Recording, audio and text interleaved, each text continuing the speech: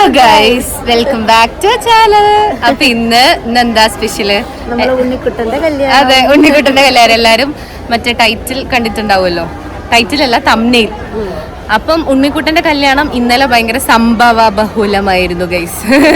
മഴയും നമ്മൾ ഇന്നലത്തെ ഡാൻസ് പ്രോഗ്രാം ഒന്നും നടന്നിട്ടില്ല.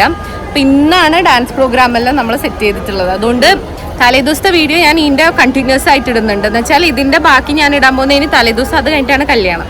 അപ്പോൾ തലേദിവസം ഫുൾ അതെന്ന് വെച്ചാൽ അലങ്കോലം അല്ല, പക്ഷെ എന്നാലും നമ്മളൊരു വൈബ് ആക്കിയിട്ടുണ്ട്. പക്ഷെ മഴ നമ്മളെ പറ്റിച്ചു കളഞ്ഞു ഗൈസ്. ഒരു ഭയങ്കര അൺഎക്സ്പെക്റ്റഡ് ആയിട്ട് മഴ.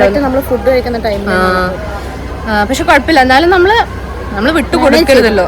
നമ്മൾക്ക് എപ്പോഴും പ്ലാൻ ബി ഉണ്ട്. അപ്പൊ ഇന്നലെ പ്രാക്ടീസ് ചെയ്താൽ ഇന്ന് നമ്മൾ കളിച്ചിരിക്കുക ഗൈസ്. അപ്പൊ ചൂടായതുകൊണ്ട് എല്ലാരും ഇങ്ങനെ എന്തെന്നാ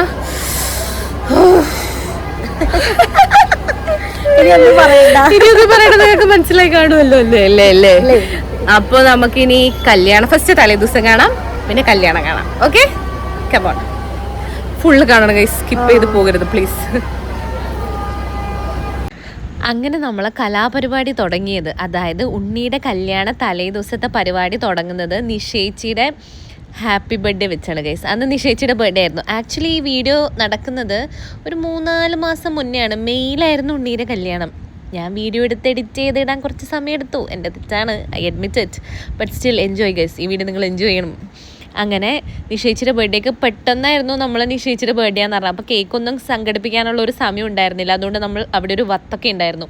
മെയ് മാസം നിങ്ങൾക്കറിയാലോ, നല്ല കഠിനമായ ചൂടായതുകൊണ്ട് എല്ലാവർക്കും അത് വളരെ വലിയൊരു ആശ്വാസമായിട്ടാണ് മാറിയത്. അപ്പം അതൊക്കെ കഴിഞ്ഞിട്ട് നമ്മൾ ഉണ്ണീനെ വെച്ചിട്ട് മറ്റേ രാരവേണു ഗോപാല രാജീത് ആ പാട്ടുണ്ടല്ലോ, മിസ്റ്റർ ബട്ട്ലറിൻ്റെ, അത് വെച്ചിട്ടൊരു ഡാൻസ് ചെയ്യാനാണ് നമ്മൾ തീരുമാനിച്ചിട്ടുണ്ടായിരുന്നത്. അപ്പോൾ അതിൻ്റെ പ്രാക്ടീസാണ്. മുമ്പിലിരിക്കുന്ന 2 അവൻ്റെ ഏട്ടത്തിയമ്മമാരാണ്, പിന്നെ 2 അനിയത്തിമാർ, ബാക്കിലുള്ള 2 ചേച്ചിമാർ. അങ്ങനെ ഒരു ഓർഡറിലാണ് ഞങ്ങൾ നിന്നിട്ടുണ്ടായിരുന്നത്.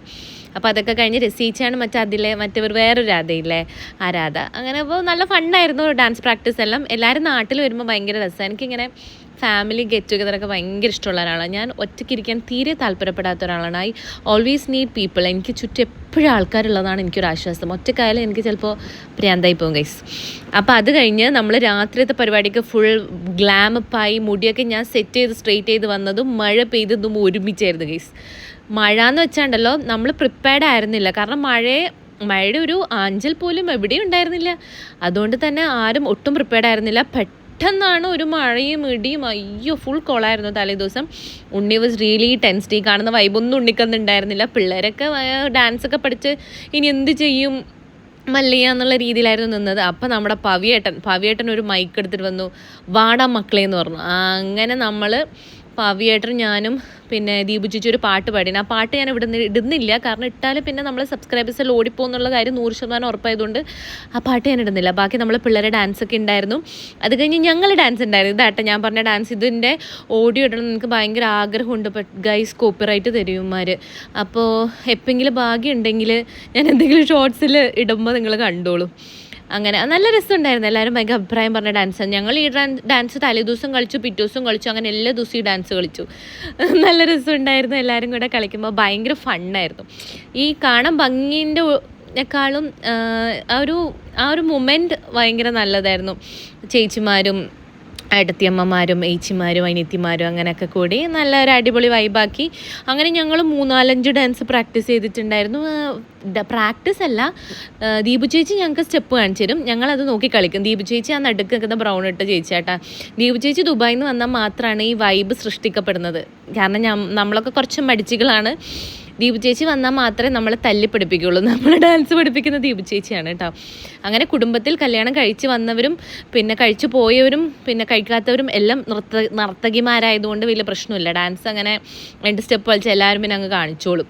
പിന്നെ അതിൽ ഡാൻസ് കളിക്കാൻ മടിയുള്ളത് ഉണ്ണീരെ അനിയത്തിക്കാണ്, മാളുവിനെ കല്യാണം ഒരു 2 വർഷം മുമ്പേ കഴിഞ്ഞതാട്ടാ. അപ്പം നമുക്ക് യൂട്യൂബ് ഉണ്ടായിരുന്നില്ല, അല്ലെങ്കിൽ ആ വീഡിയോയും കൂടി ഇടായിരുന്നു, ഒരു ലോങ് വീഡിയോ ആയേനെ. അങ്ങനെ ഇത് ബുംബുരോ ബുംബുരോ ശ്യാമരംഗ ബുംബുരോ ആ പാട്ടാണ്.